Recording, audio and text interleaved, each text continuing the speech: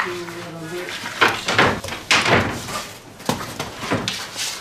fırın.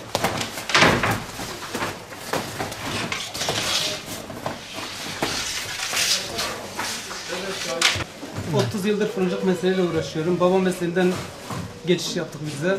50 yıldan beri babam fırıncılık mesleğiyle uğraştıktan sonra biz de bu mesleği severek yapmaya çalıştık. Allah nasip ederse ileride oğluma da bulaştırmak istiyorum mesleği. Taş fırın ekmeği şu an Siirt'te sayılı fırınlar kaldı.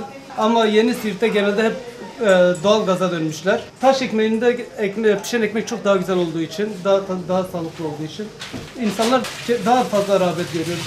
Tadı bakımından olsun, sağlık bakımından olsun daha güzel olduğu için odun ekmeğindeki ekmeği daha fazla seviyorlar. Şu an eski Siirt'te genelde taş fırın ekmeği var. Yeni Siirt'te de doğal gazlı fırınlara dönmüşler. Buraya gelen çoğu da hep Siirt'in dört tarafına gelen insanlardır. Halk daha fazla tercih ediyor. Şu an benim çıkardığım bir tek pide lavaş.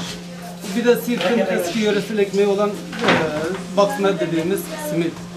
Onları çıkartıyorum kendime ait. Şu an yoğunluktan dolayı yetiştiremediğim için durmuşum. Onu da Allah nasip ederse onu da kısa zamanda çıkartacağım.